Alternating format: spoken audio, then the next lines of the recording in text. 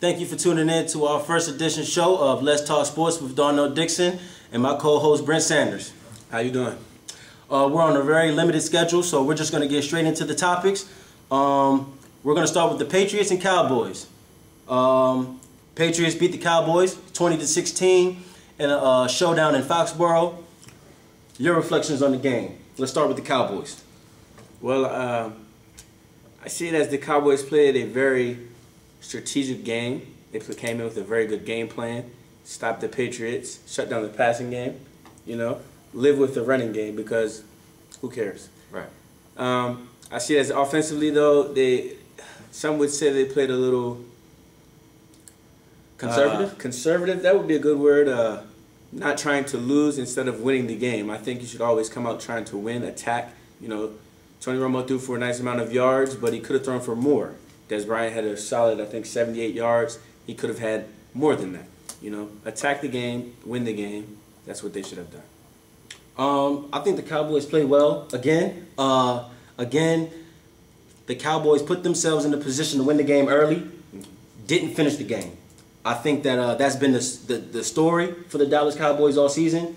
As you see in the game against the Jets, the game against the Lions, two of the games which they lost, which they easily could have won. And again, you're seeing the tough defense. Rob Ryan, with the new addition of him and the defensive coordinator position, he has that defense playing lights out. And they held Tom Brady to 13 points for, let's go ahead and say, 58.5 minutes.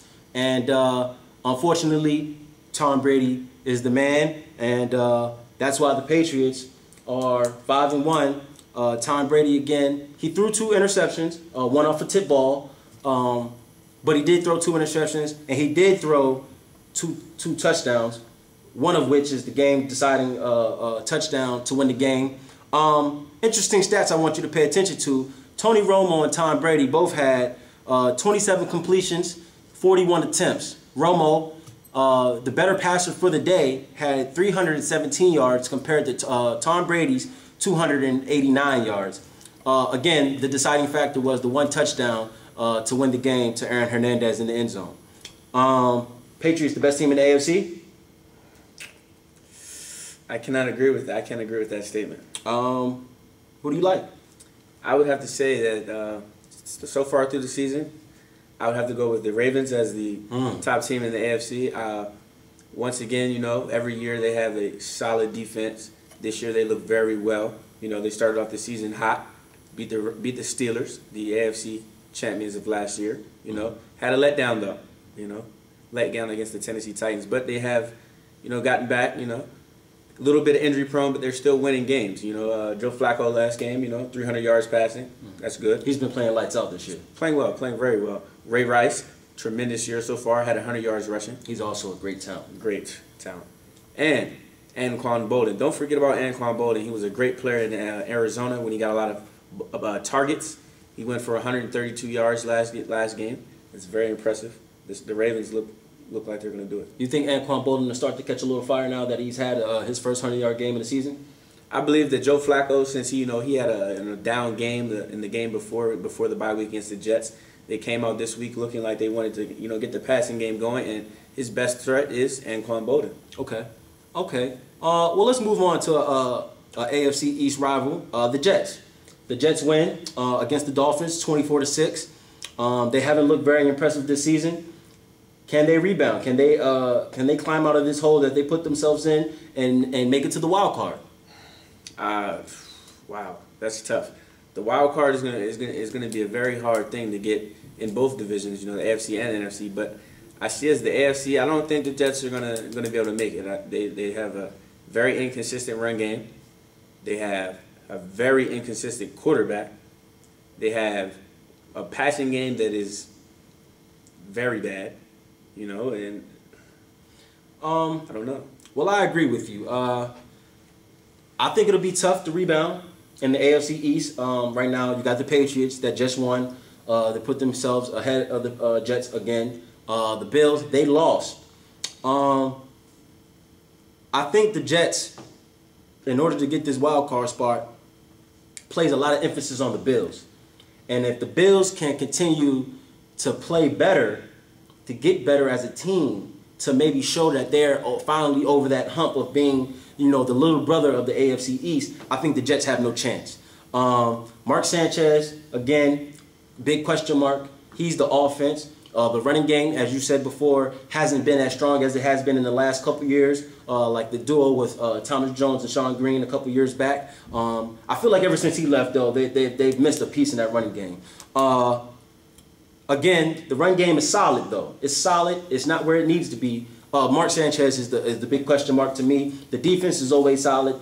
It seems like they took a leap forward against the game against Miami. Again, Miami, another one of the teams that haven't had a win yet. So it's not saying a lot, but it's saying that at least they're getting on the right track. I don't have the Bills making in the wild card, and I think they're going to miss the playoffs this year. Okay, so let's go on to the same divisional side, and let's go to the NFC East. The Eagles, they beat the Redskins 20-13. Your take on the Redskins? My view on the Redskins, they started out the season very hot. Mm-hmm. You know, but they haven't really played too many tough teams yet. So the winning record, let's say that's early season. Okay, they lost to the Dallas Cowboys, which is a formidable team. You know, in the division as well. So they're a game behind there. Then they beat the Giants, but the Giants were banged up at the beginning of the season. You know, tough victory there. They got that one out the way. But they just lost to the Eagles, and the Eagles have been one of the worst teams playing so far as a team that has so much talent, such little wins. Mm-hmm. So I feel as that the Skins, they're on their way down. Okay. With that being said, you have the Giants, 3-2, or excuse me, are they 4-2? 4-2. 4-2. Giants 4-2. Redskins 3-2. Dallas Cowboys 2-3. Philadelphia Eagles 2-4. Mm-hmm. It seems a little lopsided now. The Eagles, they played. I didn't think they played impressively. I think they played just good enough to get a win. As you can see in that second half, Washington started to catch a little surge, and maybe you think that the Philadelphia Eagles are going to come into the same situation as previous games, be winning, show good charisma in the first half, lose it in the second half, just like their divisional rival, the Dallas Cowboys.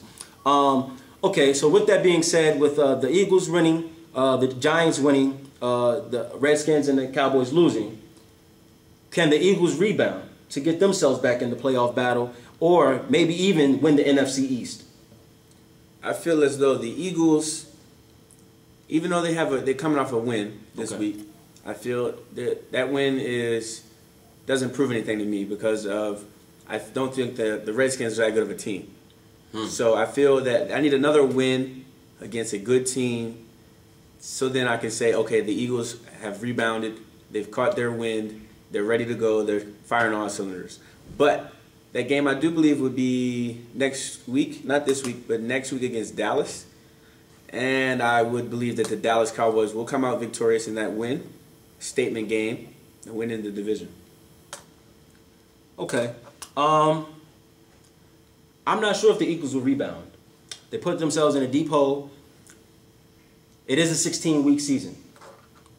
The Cowboys, I feel, are a very strong team. I feel like their record doesn't reflect the close games that they've played in. And you can check the stats, ESPN.com. The Cowboys have been in games that have been decided, the last 11 games, by 4 points or less.